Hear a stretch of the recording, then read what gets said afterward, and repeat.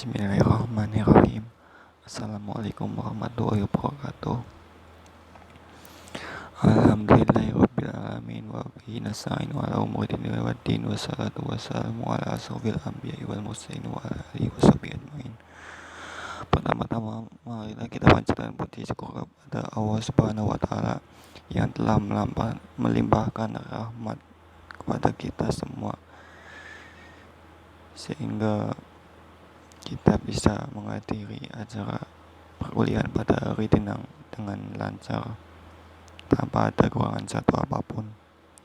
Salawat dan salam kita curahkan kepada Nabi kita Nabi Muhammad SAW yang telah membawa kita dari zaman kebodohan menuju zaman penuh ilmu pengetahuan seperti sekarang ini. Yang saya hormati dosen pengampu mata kuliah pendidikan agama Islam Bapak Miftah Wangsa dan Nuraja, dan yang saya hormati pula teman-teman dari kelas TI 20 S1 serta pemirsa yang melihat presentasi ini. Pertama-tama perkenalkan, nama saya Ade Sukirno dengan NIM 3120101387 dan teman saya Sajidah Fadilah dengan NIM 3120101311 akan mempresentasikan mengenai hukum syariat Islam bagian 1. Baik, langsung kita mulai saja. Yang pertama adalah pengertian syariat. Pengertian syariat menurut bahasa adalah secara bahasa syariat berasal dari kata syara yang berarti menjelaskan dan menyatakan sesuatu, atau dari kata asyir dan syar'i atau yang berarti suatu tempat yang dapat menghubungkan sesuatu untuk sampai pada sumber air yang tak ada habis-habisnya sehingga orang membutuhkannya tidak lagi butuh alat untuk mengambilnya.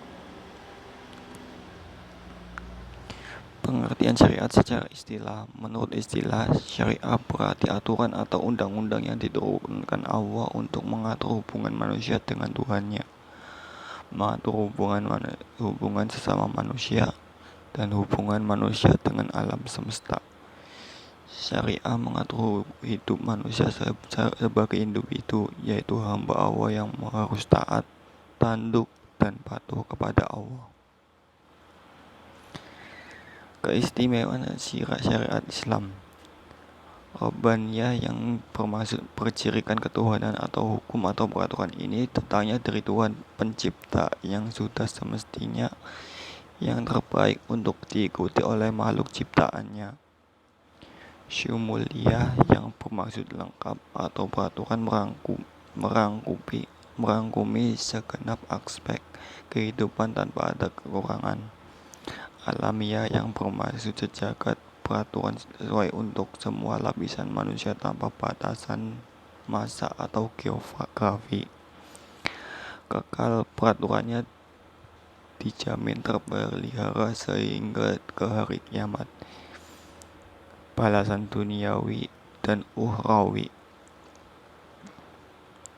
Selanjutnya prinsip syariat atau tasyri dalam Al-Quran. 1. Tidak mempersulit atau adam al-haraj dalam menetapkan syariat Islam. Al-Quran senantiasa merhitungkan kemampuan manusia dan melaksanakannya, itu diwujudkan dengan memberikan kemudahan dan kelonggaran atau tasamuh wa rukhsah kepada manusia agar menerima ketetapan hukum dengan kesanggupan yang dimilikinya. Dalam Al-Quran surat Al-Baqarah ayat 26 yang berbunyi, Allah tidak membebani seseorang melainkan sesuai dengan kesanggupannya. Yang kedua, mengurangi beban atau taklif. Prinsip kedua ini merupakan langkah preventif atau penanggulangan terhadap mukhalaf atau pengurangan atau penambahan dalam kewajiban agama. Hal ini guna meringankan dan menjaga nilai-nilai kemaslahatan manusia pada umumnya, agar tercipta suatu pelaksanaan hukum tanpa didasari perasaan terbebani yang berujung pada kesulitan. Dalam surat Al-Quran, surat Al-Ma'idah ayat 101 berbunyi, Hai orang-orang beriman, janganlah kalian menanyakan kepada nabimu hal-hal yang tidak diterangkan kepada kalian. Niscaya akan menyusahkan kalian. Oke, selanjutnya nomor 3, penetapan hukum secara periodik. Al-Quran merupakan kitab suci yang dalam proses tarsi atau penetapan hukum sangat memperhatikan berbagai aspek, baik natural, spiritual, kultural, maupun sosial umat. Sejalan dengan kemaslahatan universal, manusia adalah objek dan subjek legislasi hukum Al-Quran. Secara hukum yang terdapat dalam Al-Quran diperuntukkan demi kepentingan dan kebaikan kehidupan umat, baik mengenai jiwa, akal, keturunan, agama, maupun pengelolaan harta benda, sehingga penerapan hukum Al-Quran senantiasa memperhitungkan 5 kemaslahatan. Disitulah terdapat syariat Islam. Yang kelima, persamaan dan keadilan atau al-musyawah wa al-adalah. Persamaan hak di muka adalah satu prinsip utama syariat Islam, baik yang berkaitan dengan ibadah atau muamalah. Ini dijelaskan dalam surat Quran, surat An-Nisa ayat 58 yang berbunyi, dan apabila kamu menetapkan hukum di antara manusia, supaya kamu menetapkan dengan adil. Selanjutnya, pandangan orang liberal terhadap syariat Islam. Faraj Fauda, seorang tokoh liberal Mesir, dalam salah satu acara debat pernah menyatakan, secara sederhana saya menolak penerapan syariat Islam. Apakah ia dilakukan sekaligus step by step? Karena saya melihat dalam penerapan syariat Islam terkandung konsep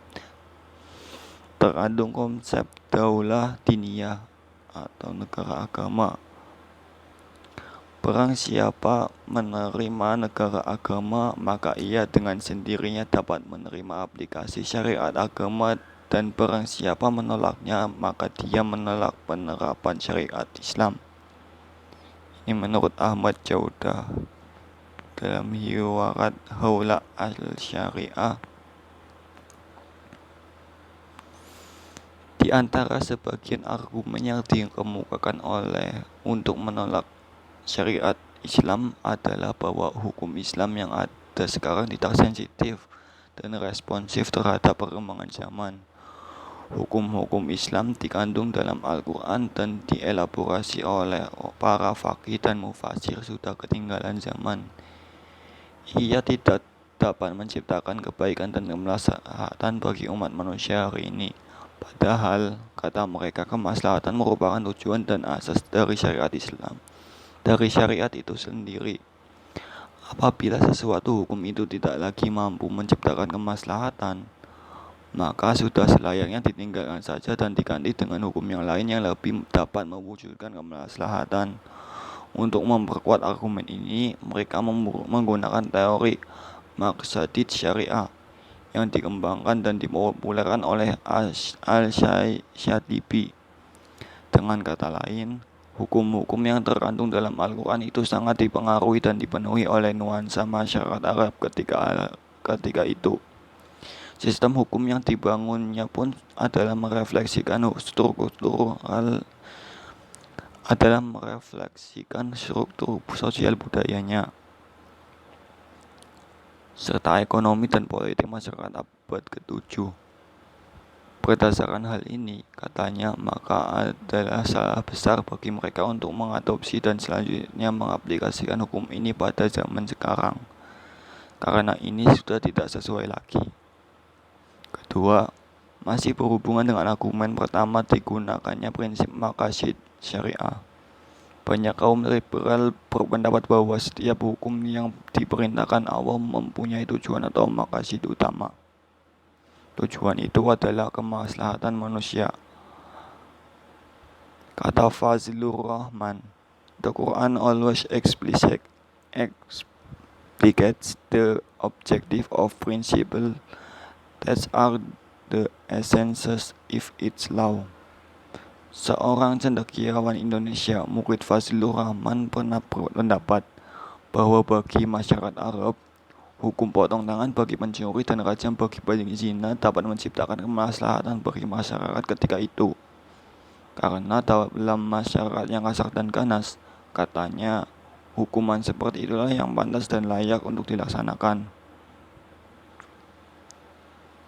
Menurut Abdul Syed, Muhammad Al-Bid Al-Jabiri menulis bahwa hukum potong tangan merupakan peraturan rasional yang sangat tepat untuk masyarakat Badui padang pasir yang penduduknya hidup tanpa ikatan dan nomadik. Selanjutnya, nas dan tujuan syariat. Ulama berpendapat bahwa antara nas dan tujuan maqasid tidak dapat dipisahkan. Teori ini kemudian dilanjutkan oleh Fakhruddin Al-Razi. Dalam tulisannya dia menyatakan bahwa hal maksudnya maslahah mestinya menjadi bagian dari syariat, karena tujuan utama seluruh hukum dan yang diperintahkan Allah adalah untuk memelihara dan menjaga kemaslahatan atau masalih. Ibnu Taimiyah juga menekankan hal yang sama, bahwa syariat hadir untuk menjamin kemaslahatan dan menghindarkan kerusakan. Pergantian masa tidak lantas menjadikan konsep kemaslahatan ini berubah. Ia tetap menjadi pegangan para ahli hukum Islam dan aktivis Islam kontemporer dalam menjabarkan kandungan syariat Islam. Muhammad Qutb menulis, pemimpin yang dipercaya mestilah membuat sesuai dengan prinsip masalih al-mursalah agar supaya dia tidak menepikan tujuan akhir syariat. Said Rahman Al-Buti menjelaskan bahwa salah satu unsur penting dari sesuatu hukuman adalah al-qawas atau keras. Kalaulah unsur ini hilang, niscaya hilanglah makna suatu hukuman.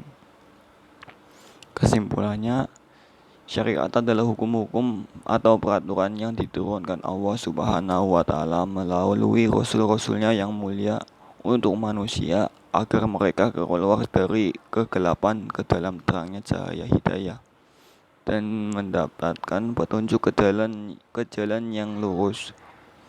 Prinsip dan syariat diantaranya adalah: 1. Tidak mempersulit, adam al-haraj, mengurangi beban, taklil al-taklif, penetapan hukum secara periodik sejalan dengan kemaslahatan universal, persamaan dan keadilan al-musawah al-adalah.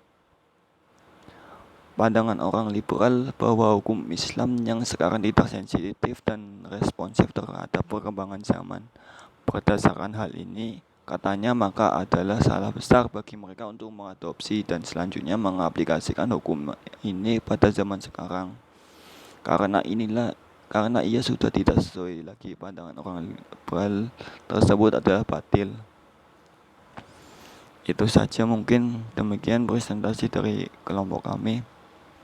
Terima kasih atas perhatiannya. Mohon maaf sebesar-besarnya apabila ada kata-kata yang keliru atau salah.